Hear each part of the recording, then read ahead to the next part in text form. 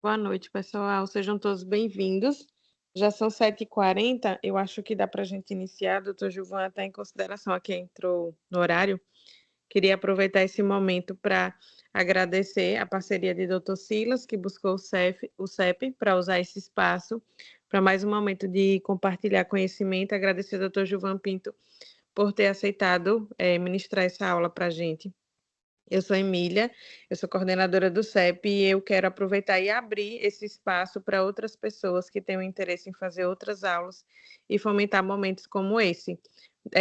Passo a palavra para doutor Silas ou Carol, gerente de governança, se quiserem trazer algo agora no começo da aula, também podem ficar à vontade.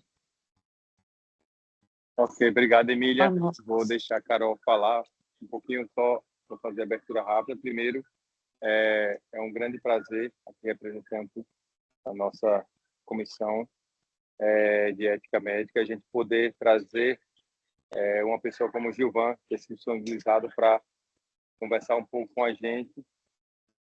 Vai ter apresentação formal aí, do Dr. Gilvan, mas eu acho que esse é um passo que a gente está dando aqui importantíssimo, que é para informar, né? Mostrar que a comissão ela não apenas existe para checar denúncias, mas ela está aqui também para poder difundir informação, para poder ajudar o nosso corpo clínico a evitar que essas situações aconteçam. A gente não atua somente quando elas acontecem, mas também evitando que isso aconteça. Nada melhor do que isso que trazer o nosso presidente do conselho, que orgulhosamente faz parte do nosso corpo clínico, para que ele possa trazer essas palavras aí para a gente, para que a gente possa aprender juntos e evitar, né, problemas futuros. É isso, Carol. Isso mesmo. Queria agradecer a presença de todo mundo, principalmente, né, do Dr. Gilvan, que se disponibilizou a nos ajudar. Essa é uma iniciativa que envolve as duas comissões de ética médica, né, tanto da unidade do Hospital Primavera, unidade São José, e dos Jardins. E o objetivo é que a gente tenha mais momentos como esses, com temáticas importantes que fazem parte, né, da atuação não só médica, né, mas também para toda a comunidade, saber como que a gente pode atuar frente a algumas questões, como que é importante o registro, como é importante a gente conversar dessas pautas. Agradecer ao doutor Silas, né, por ter se prontificado, né, a conversar com o doutor Gilvan, a conseguir essa parceria. E espero, né, que todos possam divulgar para as equipes, para que nas próximas reuniões, cada vez mais, a gente consiga mais pessoas, porque o nosso papel é esse, né, estimular a parte científica, a parte de conhecimento, de discussão de temáticas importantes. Doutor Gilvan, eu passo a palavra para você. De novo, muito obrigada. Sei que num feriado e também todo mundo está aqui é difícil, né, comparecer e estar aqui, tem muita gente. Então, espero que essa noite seja muito proveitosa. E Muito antes, bem. né, Emília, você colocou no chat aí, não é isso? Para todo mundo poder registrar a presença. Peço para vocês poderem preencher o link aí que eu vou mandar no chat agora, tá? Isso. Pronto? Pronto, fique à vontade, doutor Gilvan. Bom, primeiro agradecer o convite e nesse tempo que eu tenho de conselho, é a primeira vez que um hospital chama o conselho para falar sobre ética médica. Então, o Dr. Silas está de parabéns pela iniciativa, porque é uma coisa que aparentemente nós não nos preocupamos muito no dia a dia, mas que a qualquer momento cada um de nós pode estar sujeito a procedimentos no conselho e não tem noção de como que a gente pode fazer para evitar que isso aconteça. Então, essa é a primeira vez que o conselho é chamado. O conselho tenta entrar nas universidades com um programa de prevenção, mas nem sempre a gente consegue, né? Esse semestre agora, a UNIT fez pela primeira vez um programa de prevenção com um conselho com os alunos que saíram agora. Então, isso é muito importante, principalmente no dia de hoje, que tudo é processo, que tudo é direito, que tudo é vigilância, né? É muito complicado. O exercício da medicina hoje em dia por vários aspectos. Então, nós vamos falar, o Silas me chamou para falar sobre o artigo 1 do Código de Ética Médica, o artigo 1º do Código de Ética Médica, que trata da negligência, imperícia e imprudência. E não nos demais artigos, porque o código é longo, mas hoje nós vamos fazer uma breve discussão, uma breve exposição sobre esse artigo 1º. Antes da apresentação do artigo, que a gente vai abrir discussão, eu achei interessante mostrar para vocês o que é o Conselho Regional de Medicina, brevemente, o que é o sistema conselhal, por que existe o sistema conselhal, qual o objetivo da existência do sistema conselhal. Muitas vezes, o colega médico não sabe nem para que existe o conselho. Uma coisa que é sinônimo de ignorância é quando você ouve que o conselho só serve para pagar anuidade. A falta de conhecimento, mesmo no meio médico, ela é tão absurda que, às vezes, alguém faz esse tipo de comentário. Então, vamos ver, inicialmente, poucos slides, o que é o conselho, qual a importância do conselho, como ele foi constituído, para que ele serve. Então, o primeiro decreto que criou oficialmente os conselhos de medicina foi de 1945. Antes existia uma atividade mais ou menos parecida com o Conselho, junto com o Sindicato dos Médicos, com a Associação dos Médicos, isso de 2027 até 1945 foi isso. De 1927, até esse intervalo todo, não existia o Conselho oficialmente constituído. E aí veio a lei de 3268, de 30 de setembro de 57, que estruturou definitivamente o sistema dos Conselhos Regionais de Medicina, transformando em autarquias públicas com autonomia administrativa. Ou seja, nós funcionamos dentro, rigorosamente, do modelo do serviço público, auditoria do Tribunal de Contas da União, licitações, processos administrativos, fiscalização. Todo o procedimento no Conselho obedece às leis da licitação, então nada no Conselho, uma caneta no Conselho, ela não pode ser comprada sem um processo licitatório, apesar de o Estado não contribuir com 1 centavo com o Conselho Federal, os Regionais de Medicina. Quem sustenta os conselhos é exclusivamente os profissionais médicos, não tem dinheiro nenhum. Agora, a legislação que rege é a mesma do serviço público. Em 1958, foi o decreto 44045, de 19 de julho, ele regulamentou essa lei daqui e criou o regulamento dos conselhos de medicina. Então, o regimento, o regulamento de como funciona o federal e os estaduais foi a partir de 1958, que foi aprovado o regulamento do Conselho Federal de Medicina através dessa lei. Então, em 1945 foi criado o Conselho Federal, né? Uma autarquia, personalidade jurídica de direito privado com autonomia administrativa e financeira.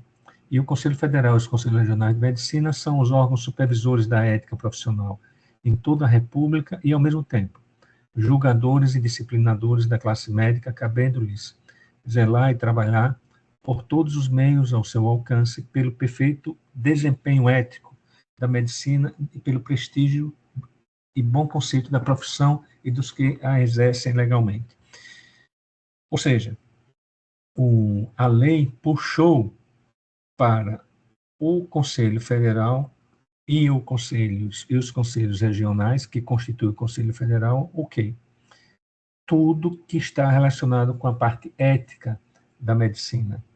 Hoje, e desde então, tudo que estaria relacionado com a parte ética da profissão, qualquer assunto da parte ética, se não houvesse os conselhos de medicina, esses assuntos seriam discutidos na delegacia de polícia, com delegados e escrivãos. Então, a lei puxa a responsabilidade da parte ética para os conselhos de medicina. E qual a finalidade do Conselho Federal de Medicina? Fiscalizar o exercício profissional da medicina em todo o território nacional.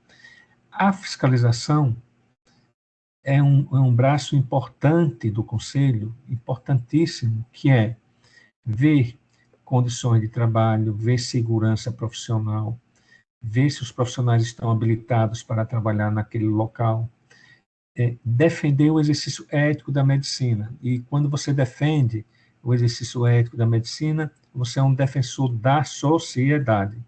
Então, na lei, o objetivo do Conselho não é proteger médico, é fiscalizar para que o exercício ético ele seja executado de uma maneira adequada para atender a população.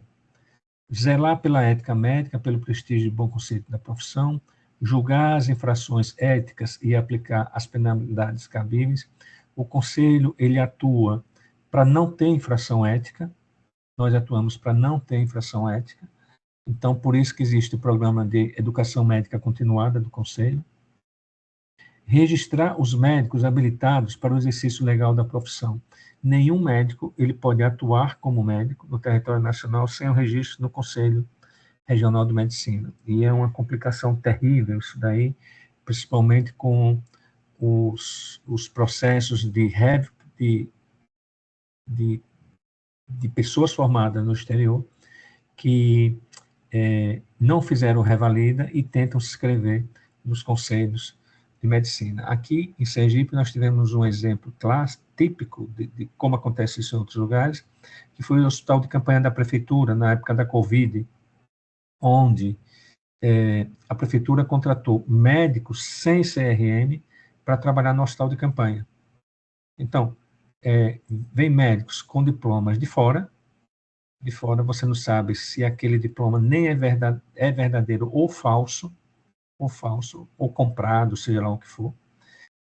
De qualquer jeito, essas pessoas não foram submetidas ao processo de revalida e a prefeitura colocou para trabalhar no hospital de campanha.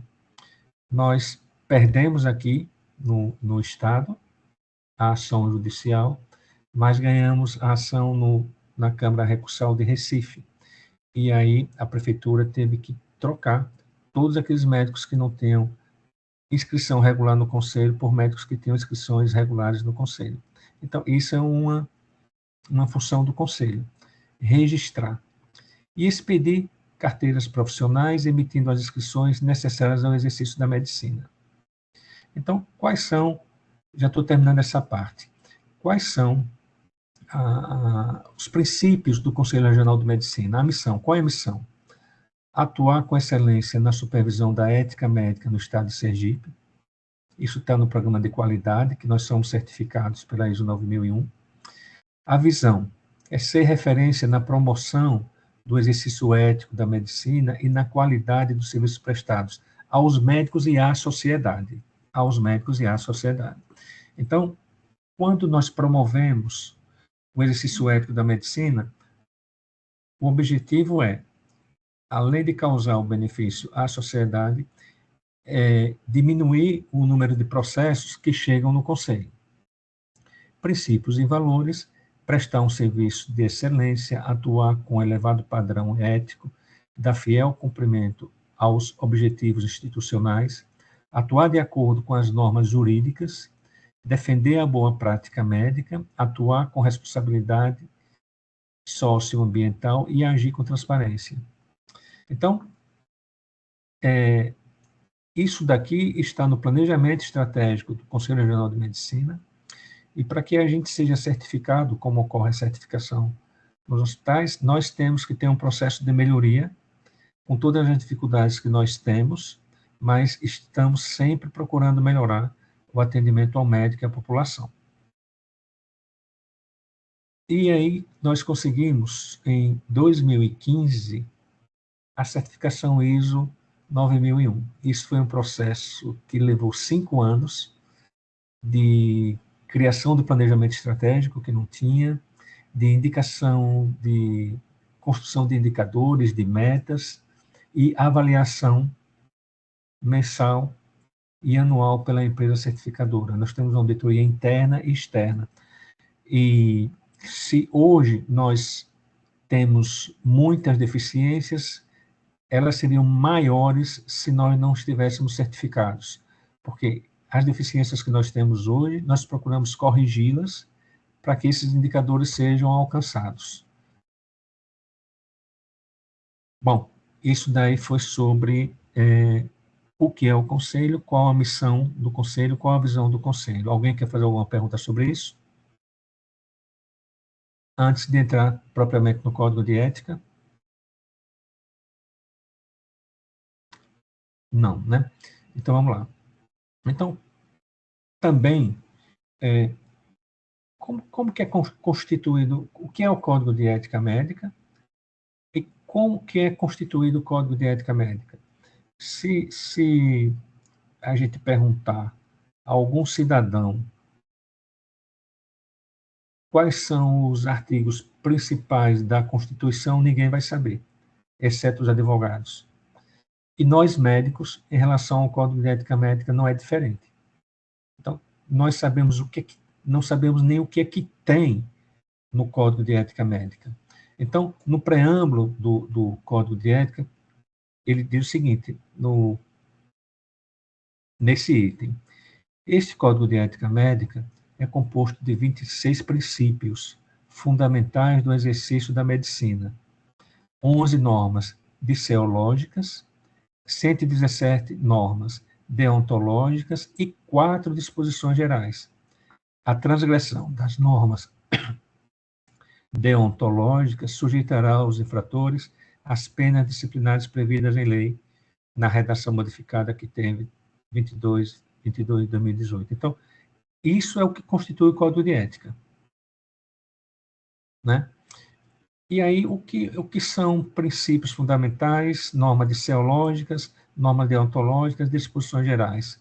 Então, os princípios fundamentais. Os princípios fundamentais, eles são fundamentos éticos gerais que orientam o médico no exercício da medicina,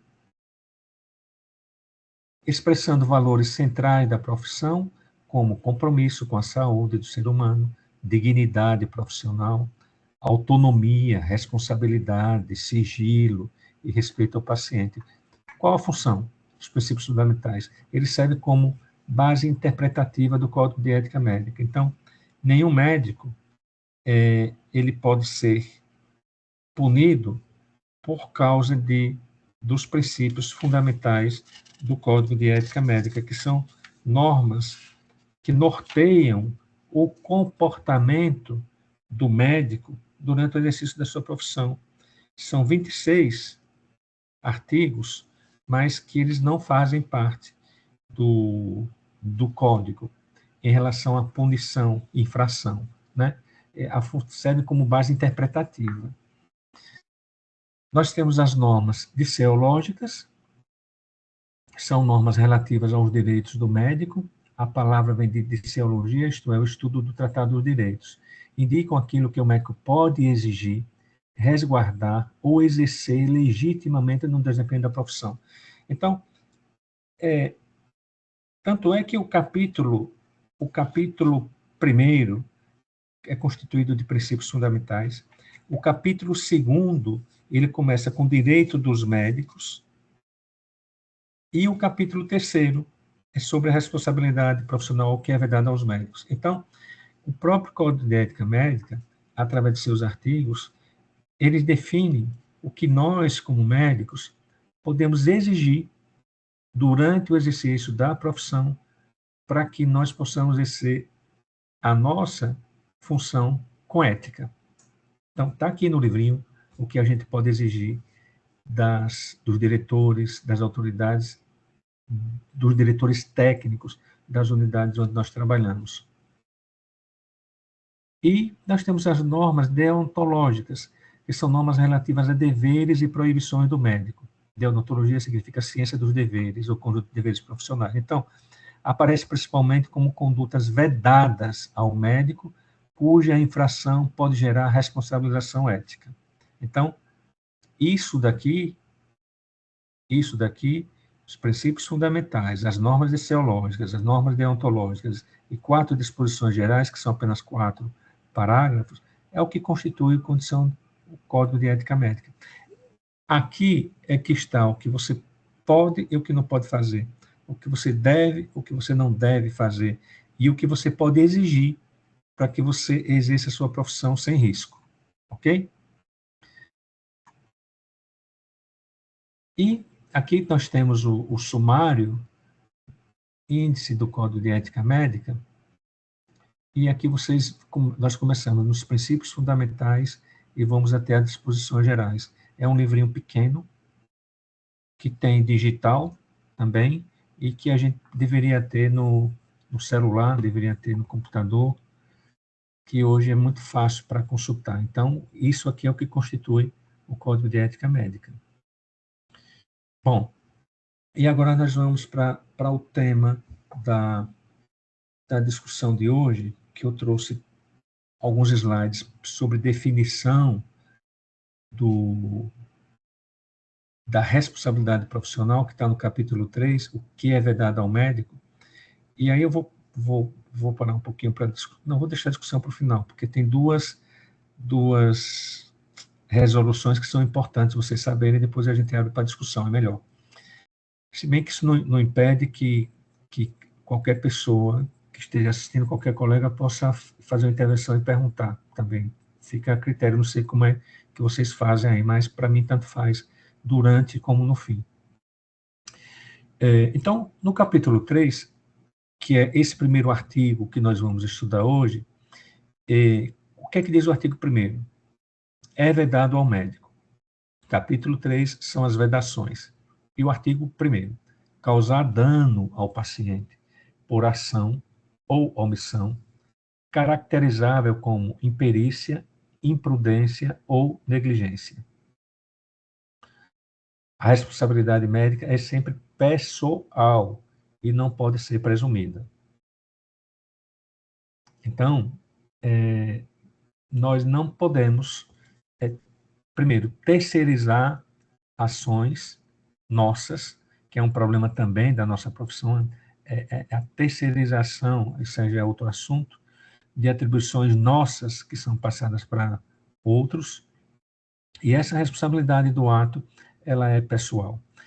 Quando nós temos uma situação que tem vários profissionais envolvidos, naquele caso que causou dano ao paciente, então, cada caso, cada um seria apurado a sua participação e o grau de participação naquele caso específico.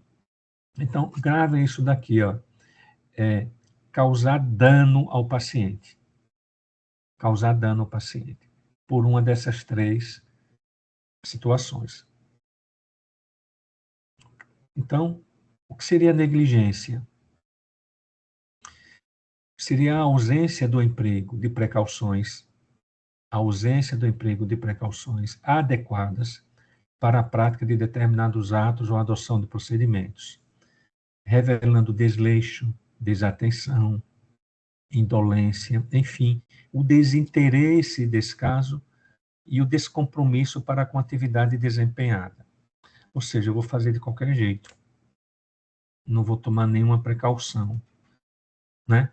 Então, eu vou fazer aquele procedimento, se der certo, deu, se não der, não deu. Então, sem atentar para a adoção de procedimentos que descaracterizam esse tipo de ação. Então, a negligência é a ausência do emprego de precauções adequadas, em resumo. Negligência. A imperícia. A imperícia consiste na incapacidade, na falta de conhecimento técnico ou habilitação para o exercício de determinada atividade. Ou ainda, pode ser qualificada como desempenho de uma atividade relativa a que tem profissão, mas seria um ato médico desconhecido pelo praticante, revelando inaptidão genérica ou específica. Então, a imperícia é a negligência, você deixar de tomar precauções para que aquilo que tenha um dano no paciente. Imperícia seria o profissional cometer um ato que ele não está capacitado. Quando nós recebemos o diploma de medicina, o número do CRM, significa que nós somos médicos. E como médico, você é responsável pelos seus atos. Então, eu vou fazer um procedimento cirúrgico que eu não estou habilitado para fazer. Eu vou fazer uma cirurgia neurológica e eu não tenho formação para isso. Eu vou fazer um procedimento que eu não tenho a capacitação para fazer aquele procedimento. Então, eu vou agir com imperícia, mesmo eu tomando todos os cuidados para não ser negligente. Mesmo tendo feito todas as precauções para que aquele procedimento fosse mais, o efeito fosse mais adequado, mas eu não estou capacitado. Então, isso é imperícia. E imprudência. A imprudência, ela caracteriza pela inobservância do dever de cautela na adição de práticas ou procedimentos. É o triunfo da falta de moderação, de insensatez, da precipitação. A imprudência é a precipitação sobre a experiência. É a falta do bom senso, do profissionalismo. Né? É a inobservância você não ter cautela para realizar os procedimentos. Então, esses atos que geram danos ao paciente, ele é caracterizado como imprudência, a falta de cautela. E aí, veja, ainda compreendendo o artigo 1º, no aspecto ético, no Conselho, a análise será realizada em provas concretas, em elementos mensuráveis que demonstrem que houve realmente culpa resultante do comportamento do médico que causou dano efetivo ao paciente. Então, no artigo 1º, para que ocorra infração, tem que ocorrer o dano. Então, o dano e culpa precisam estar presentes. Um mau resultado, um resultado adverso ou inesperado é perfeitamente possível, como consequência de um ato médico, uma vez que a atividade é de meios, não lhe sendo possível garantir o sucesso. Quer dizer o seguinte, durante um procedimento, e o que é avaliado? Para ser caracterizado no artigo 1º, tem que ter dano e culpa. Tem que ter dano. Se o profissional fez o procedimento, esse segundo parágrafo está dizendo o quê? Que você executou o procedimento respeitando todos aqueles cuidados. Se você não cometeu negligência, imperícia, nem imprudência, e assim mesmo teve um dano no paciente, ele não infringiu o artigo 1º, porque ele tomou todos os cuidados para que aquilo não acontecesse. Ou seja, são as complicações que acontecem em um procedimento, mesmo que você faça tudo para não acontecer. Você não contribuiu em nada para que aquilo desse ao errado, para que aquele desfecho não fosse bom para o paciente. Então, apesar de receber um processo ético, que pode parar numa sindicância ou evoluir para um processo ético, mas o profissional não seria punido desde que todos esses cuidados fossem tomados. Quando entra uma denúncia no Conselho, o corregedor avalia, às vezes entra via presidência, aí eu encaminho para a corregedoria. O corregedor avalia se é preciso abrir processo de sindicância ou não. Mas toda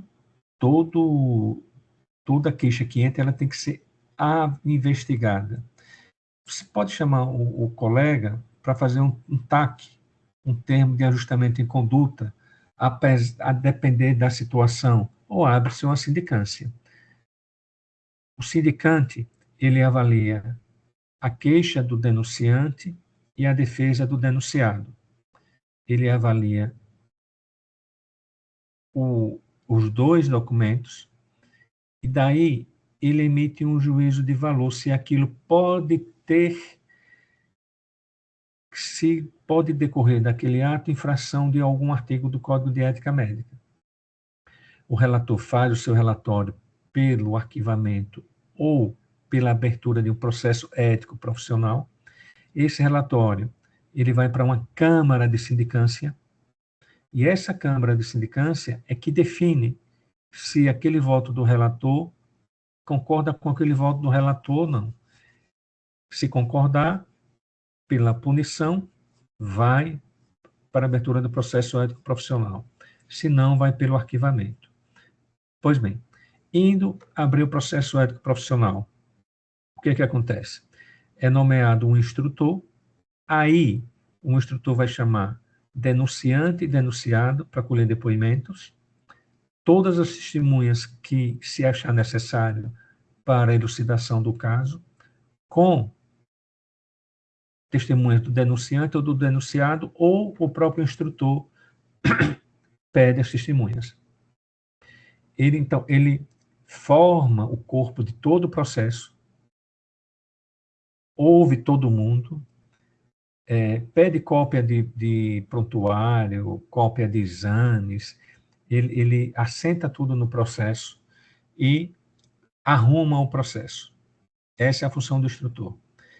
Depois que o instrutor faz isso, aí é nomeado um relator para o processo. Esse relator vai analisar tudo que foi coletado e ele define se volta para a instrução para pegar mais alguma coisa ou se volta para a instrução, não. Se volta para o instrutor para colher mais alguma coisa ou não. Aí esse processo, o relator faz o seu relatório e emite o seu voto com o seu relatório. Se pela culpabilidade, e aí ele define a pena, ou se pela absolvição. Esse relatório vai, de novo, para o plenário, agora o plenário com todos, não só com a Câmara de Sindicância, que são várias câmaras de sindicância. O processo vai para o plenário, e esse plenário é que ouve na sessão plenária o denunciante e o denunciado, e naquele momento o plenário define se tem culpabilidade ou não, e se tem culpabilidade, qual a pena. Então, nenhuma decisão do Conselho ela é individual, toda ela é tomada com decisão coletiva das câmaras. E cabe ao denunciante ou denunciado recorrer ao CFM, quer seja na sindicância, quer seja no processo ético. Ok? Esses são os trâmites do processo. Então, para que exista uma infração do artigo 1, é preciso ter culpa e é preciso ter dano. Senão, você pode... Não que você não possa responder a outros artigos do Código de Ética, né? Mas no primeiro não. Vou dar um exemplo,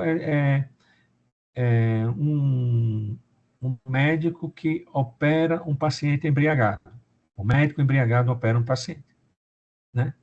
E aí, pela experiência dele, pela perícia dele, pelo tempo de trabalho que ele tem, ele não causou dano nenhum no paciente. Ele não causou dano nenhum no paciente.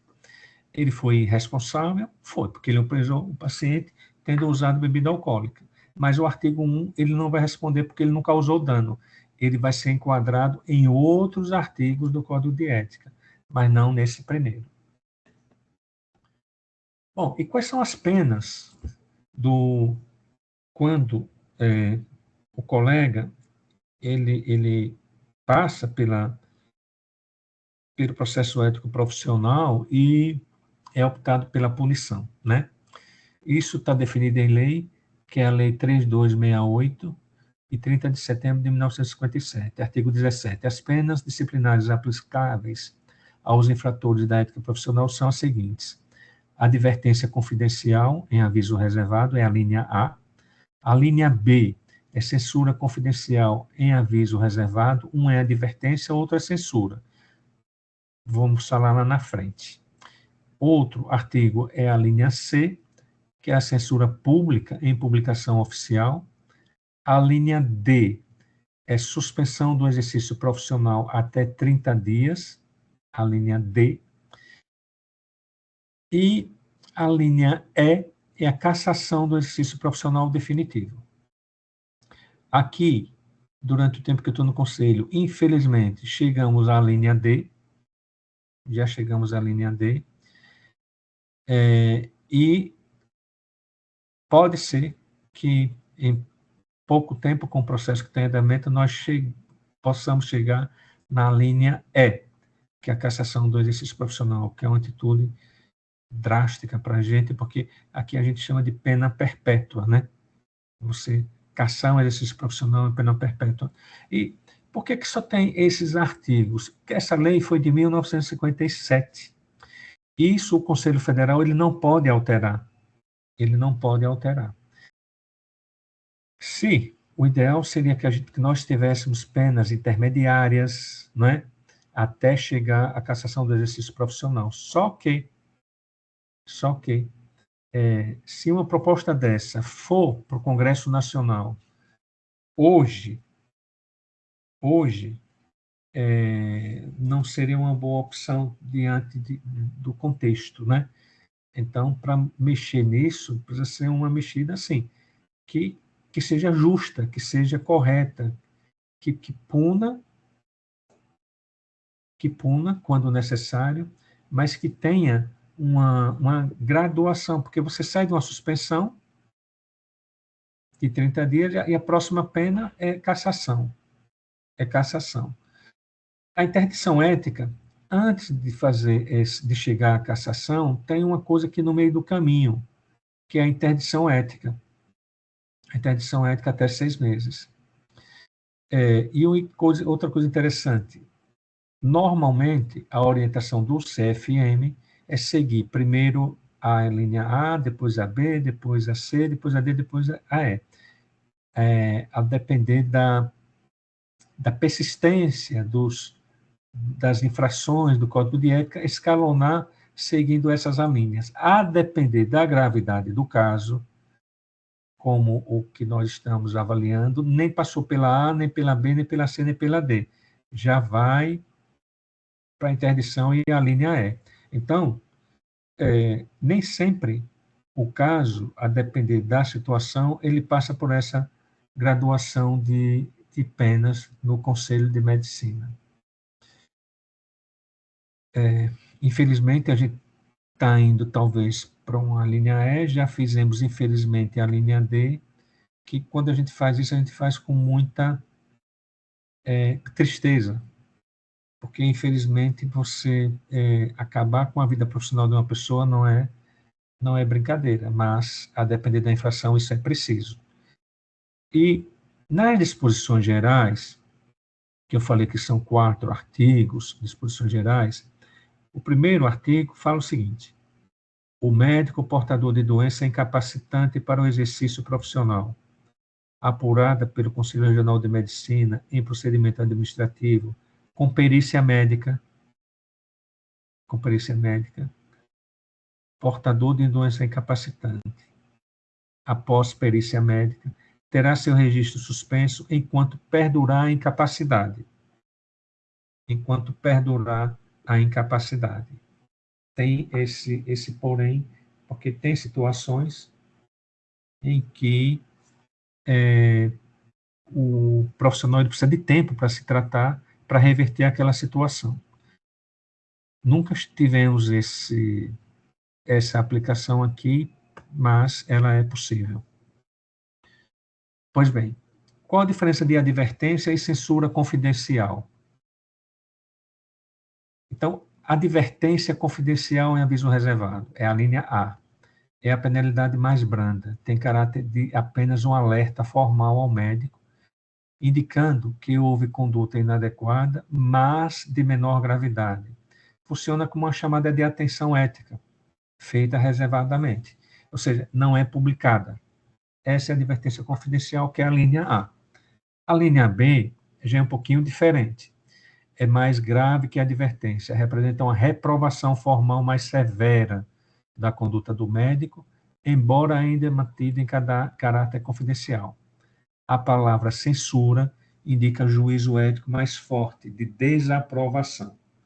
Um é alerta, o outro é uma reprovação formal com advertência, só que ainda não publicada em órgão oficial, porque hoje em dia os conselhos, como antes era só em publicação de órgão oficial, mas com a dinâmica da tecnologia, hoje essas penas públicas, a partir da linha C, ela pode ser feita através do Instagram, pode ser feita através do Facebook, de qualquer mídia social. Bom, então, rapidamente, nós vamos falar agora sobre duas resoluções do CFM, muito rápido, para vocês terem conhecimento apenas da importância.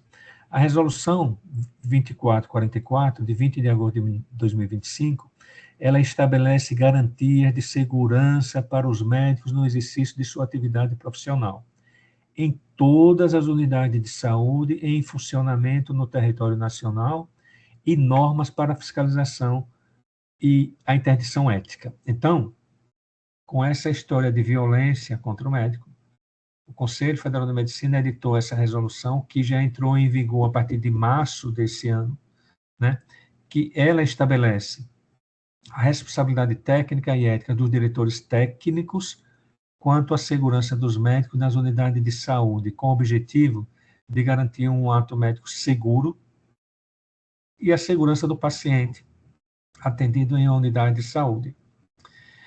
Aí ele fala do que cada unidade de saúde tem que dispor, quais são as medidas adotadas para que o médico tenha segurança no exercício da sua profissão e para que os pacientes também tenham segurança no atendimento. Então, vocês, se quiserem acessar essa norma, que a gente não pode discuti-la na noite de hoje, mas eu achei importante mostrar que existe essa resolução sobre a segurança do médico no ambiente de trabalho. E aí, por isso que eu falei da importância do Conselho Regional de Medicina nas fiscalizações nas unidades de saúde, nos hospitais. E as respostas são, nós não conseguimos 100% assim, de uma maneira rápida, mas muitas atitudes decorreram de melhoria das condições de trabalho depois da fiscalização do CREMESE. Essa é a resolução 2444, que também, no capítulo 3, é de responsabilidade do diretor técnico, mediante solicitação fundamentada, a disponibilização do profissional do mesmo gênero, pacientes, constitucional a obrigação de sigilo para acompanhar atos médicos que envolvam contato físico direto ou potencial situação de vulnerabilidade. Outra coisa que a gente quer falar aqui. O médico poderá recusar, isso aqui, ó, o médico poderá recusar a fazer o atendimento caso a solicitação não seja atendida mediante justificativa por escrito. Bom, e como a gente colocar isso em prática hoje, que as pessoas não são concursadas? Não são concursadas. Então, quando eu falei que poderá recusar o atendimento, excetuando-se atendimentos de urgência e emergência. Você atende e depois entra com a reclamação, mas atender em urgência e emergência. Então, essas denúncias, tanto em relação à falta de segurança, como a que nós vamos ver a seguir, nós decretamos o anonimato do denunciante. Então, o médico que denuncia, ele não entra como polo ativo. É diferente do processo ético, que toda denúncia tem que ser identificada. Mas aqui não. Aqui não. O médico denuncia, a fiscalização vai ver o que está acontecendo e a gente vai fazer a interdição que seja necessária sem a identificação do médico. Porque como hoje é tudo PJ, se o médico denunciar, ele é colocado para fora, automaticamente, né? E aqui nós temos a resolução 2462, que fala, essa resolução ela é do mês 6 de 2026, a resolução novinha, que está sendo regulamentada agora em relação aos procedimentos administrativos que serão instituídos pelos conselhos, que dispõe sobre medidas administrativas aplicáveis a pessoas jurídicas prestadoras de serviços médicos em caso de inadimplemento remuneratório. Então, com essa onda de OCIP para lá, OCIP para cá, a terceirização da saúde, as organizações sociais, fundações, associações, sociedades empresariais, cooperativas, entidades filantrópicas, empresas intermediadoras de serviços médicos e demais pessoas jurídicas que prestem, organizem, contratem, intermediem ou administrem assistência médica, deverão manter inscrição regular no Conselho Regional de Medicina da respectiva jurisdição, com indicação do diretor técnico médico responsável, escrito. A pessoa jurídica registrada no Conselho Regional de Medicina que incorrer em inadimplemento remuneratório perante médicos será submetida a procedimentos administrativos com possibilidade de aplicação das sanções previstas nessa resolução. E essa resolução, ela vai estabelecer multas e o cancelamento da inscrição da pessoa jurídica, se for o caso. E sem estar inscrito no conselho, ela não pode funcionar. Então, essa resolução é nova, do inadimplemento remuneratório, e também ela é colocada no anonimato. O colega que denuncia, ele não é identificado na denúncia. Para isso, nós estamos já criamos a Comissão de Prerrogativas Médicas no Conselho Regional de Medicina, vai ser anunciado em breve essa Comissão de Prerrogativas, para envolver todos esses problemas em relação à segurança, em relação à falta de condição de trabalho, em relação à questão salarial, e o e-mail de denúncia vai ser esse aí, prerrogativas@cremese.org.br. A nossa proposta é que essa comissão, ela analise cada denúncia no prazo máximo de uma semana, dentro do Conselho, para que a gente possa dar uma resposta rápida para quem está passando aperreio lá na linha de frente, né? Então, será divulgado esse e-mail para esses tipos de denúncias que ficarão no anonimato e o que o CREMESE tem que atuar. Pronto. Terminei. Falei demais, né? Não, falou bem, que é isso, professor. De jeito nenhum. E assim, uma das frases que eu achei interessante e que poderia ser até tema de um próximo encontro é que o Conselho se preocupa com casos concretos, e essa frase está diretamente relacionada a prontuário eletrônico, ao prontuário médico e o devido registro no prontuário médico, né, que é outro assim, calcanhar de Aquiles na prática médica de todos nós, né? A importância do correto e completo registro. Sobre isso que a gente chama atenção, né? A única defesa do médico é o prontuário, não tem outra. Você pode fazer tudo perfeito, tudo correto, mas se não registrou, não fez. Por quê?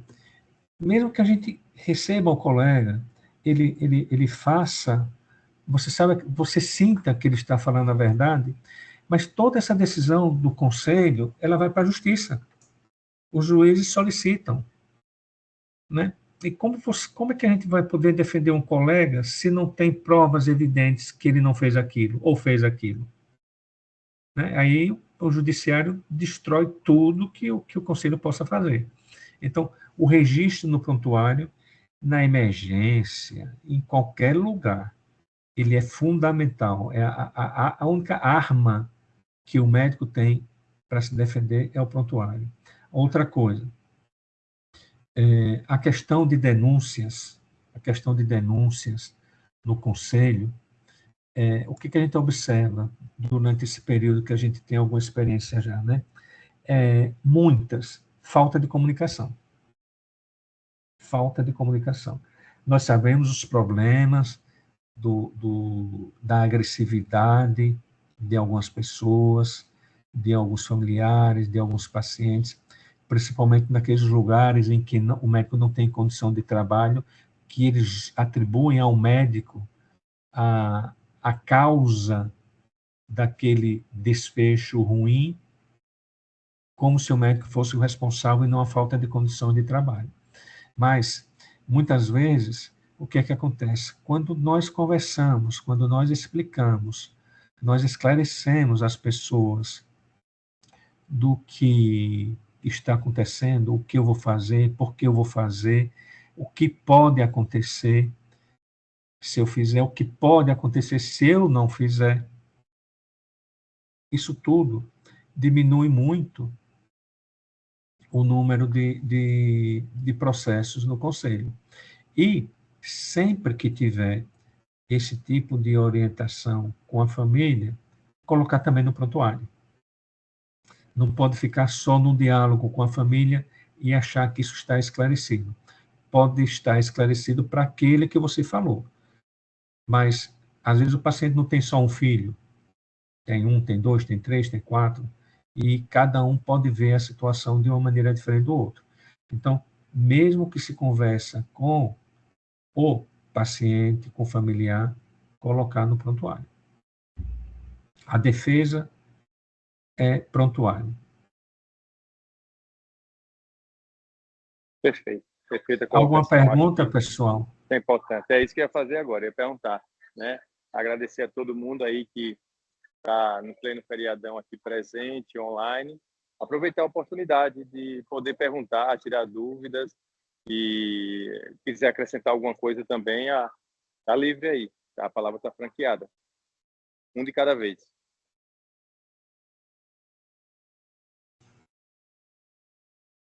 Boa noite, professor Gilvan. Tudo bem? Tudo bem, boa noite. Isabela Rezende. Tudo bem? Me diga uma coisa, quando um paciente ou um familiar do paciente quer fazer uma denúncia no CRM, o que é que ele precisa para isso? Ele chega lá e faz a denúncia, ele precisa de algum documento, tem alguma burocracia, alguma coisa? Como é que isso funciona? Ele pode acessar via e-mail, né, o conselho. Ele deve, por exemplo, ele pode fazer uma denúncia do que aconteceu com o paciente no hospital, tá certo? Ele não tem um prontuário. Ele não tem um prontuário. Aí ele fez essa denúncia. Bom, ele não tem as provas, mas o conselho vai atrás do prontuário do paciente, Sim. vai avaliar o prontuário do se paciente. realmente... O conselho vai atrás, pede. Aliás, estava um problema recente, porque teve uma orientação, acho que foi da PGE, não sei se é assim que chama, que os hospitais públicos estavam se recusando a fornecer o prontuário ao conselho. Ave Maria. Imagine, se recusando por cada atitude translocada que você... mas isso, graças a Deus, chegaram ao consenso. Eu falei com o secretário, teve envolvimento lá com o assessor jurídico, que a gente não precisou entrar na justiça para que isso fosse revertido, reverteram. Então, nós pedimos a cópia do prontuário, por isso que tem que estar tudo escrito no prontuário. Olha, Isabela, o que chega de casos no conselho arrastados, tem colegas que estão há anos esperando resolver um problema no conselho, porque não estava escrito. Exatamente. É isso que a gente mais... a coisa mais difícil é o médico escrever. E se for cirurgião, pior. Então, assim, a gente tem batalhado muito com essa questão. E eu acho que foi uma ótima menção aí, que foi essa questão da gente ter uma aula sobre o prontuário médico, porque é uma das dificuldades que se tem no hospital é fazer o médico escrever tudo o que acontece. Inclusive, hoje, com a questão de cuidados paliativos, escrever quem foram as pessoas da família, ter o termo assinado, tudo certinho. Porque a única defesa que o médico tem é isso. Nós temos um esquema, assim, uma aula de documentos médicos. Então, tem um grupo no conselho que ele faz esse tipo de apresentação, principalmente para o jovem médico, que não sabe muito lidar com o início da profissão, uma aula só sobre documentos médicos, desde atestado médico até tudo. Seria ótimo. Nós temos problema com certidão de óbito. Tem uma aula só sobre mal isso. Preenchida, exatamente, certidão de óbito mal preenchida, prontuário médico faltando coisa, faltando informações. Não informações do exame físico do paciente, informações sobre conversas com familiares, conversa com o paciente, como encontrou o paciente, como deixou o paciente. Essa linha do tempo não tem. Isso é uma coisa que a gente precisa realmente fortalecer no meio médico.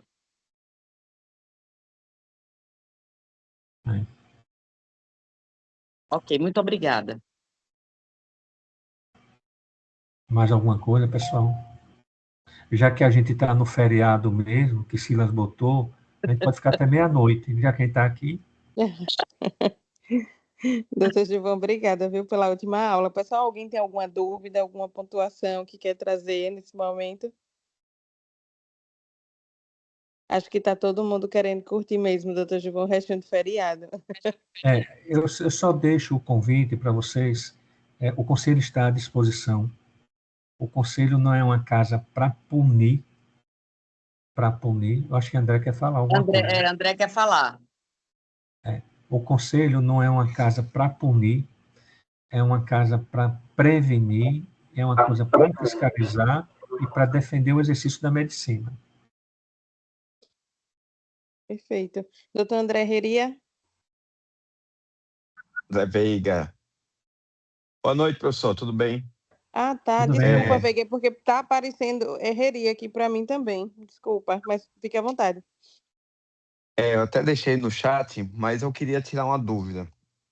A gente vê muitos processos, e o senhor colocou bem, sobre imperícia, imprudência, negligência, complicações de procedimento, e isso gera um contexto de uma medicina defensiva cada vez mais, e está bem descrito na literatura, o excesso de solicitação de exames, o excesso de solicitação de procedimento, muitas vezes com a justificativa de se proteger. Existe algum dado na prática ou na visualização de vocês em relação que quanto mais, lógico, você solicita exames, quanto mais você solicita procedimento, acontece de você ter mais riscos relacionados, normalmente sem uma justificativa aparentemente científica em relação a isso. Como é que vocês veem o cenário hoje de talvez de aumento da judicialização de eventos adversos acontecidos, de procedimentos ou de diagnósticos ou terapêuticos que não tinham uma indicação muito bem clara, justamente pelo esse excesso de solicitações que a gente tem hoje na prática? Veja, André, o que eu posso fazer um comentário pela experiência é assim. Se você indica um procedimento sem indicação, ou seja, você não tem um dado clínico, você não tem o exame físico, você não tem nada que justifique você pedir aquele exame, e você pede o exame, o médico pede o exame, e lesa dano ao paciente, vai responder procedimento. Se ele teve um desfecho não favorável no exame, mas estava dentro dos critérios clínicos, exame físico, aí não tem problema. Agora, se pedir, tiver iatrogenia, sem a necessidade, responde procedimento, provavelmente esse processo vai evoluir, essa denúncia vai evoluir para processo ético, sim. E essa medicina defensiva, ela aparentemente é defensiva, mas se você registrou no prontuário o que pediu e por que pediu, essa é a defesa do médico, né? Eu vou pedir e tal procedimento X, porque é um procedimento sofisticado, o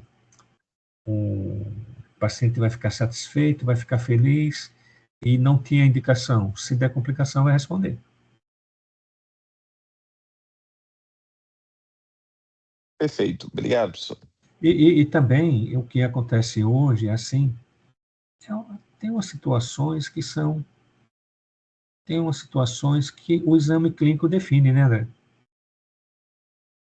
Que um bom exame clínico define, né? Você não precisa ir aí tão longe, mas isso está uma coisa sem controle.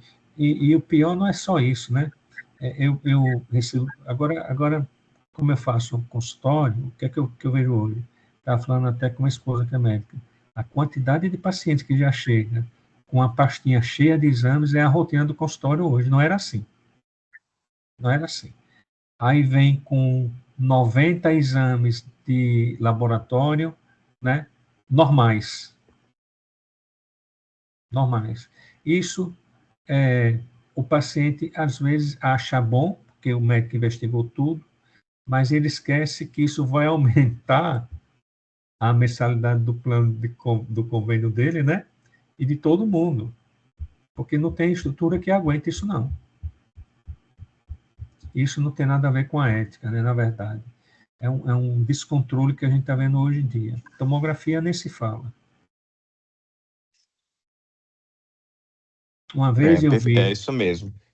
Uma vez eu vi numa discussão, num grupo de residência médica, aí era um quadro de insuficiência cardíaca, aí o colega perguntou, você pediu um raio-x? Ele, não, eu pedi uma tomografia. Aí ele falou, aí eu estava evoluindo o paciente, só acompanhando lá a discussão, não fazia parte. Aí o colega disse, então me descreva quais são os achados da tomografia. Então, tudo que ele descreveu que tinha na tomografia poderia ser visto no raio-x. Poderia ser visto no raio-x. Mas é esse o mundo que a gente vive.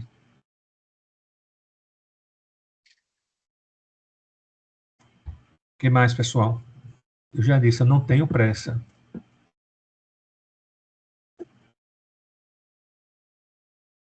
Pessoal, mais alguma dúvida? Então, todos André? convidados aí no conselho, tomam um cafezinho, eu só tomo descafeinado, mas todo mundo convidado para ir. E o conselho está à disposição de vocês. Ótimo, doutor Gilvan. Então, para finalizar, queria agradecer a presença. Eu acho que alguém queria falar. Não, era só para agradecer. Iremos Bela. ao conselho. Ótimo. E, doutor Gilvan, eu deixo aqui o convite para outras aulas como essa. Como a doutora Isabela já comentou aqui, a gente tem algumas oportunidades e eu acho que vale a pena manter a parceria. Vamos ver aí se a gente marca outras aulas em outras oportunidades. Muito obrigada pela aula e obrigada, pessoal, pela presença de todos. Lembro que a lista de presença está no chat e peço a todos que participaram que preencham, por favor. Obrigada. Boa noite a todos. Boa noite, pessoal. Muito obrigado. Boa noite, boa noite. Boa noite, pessoal.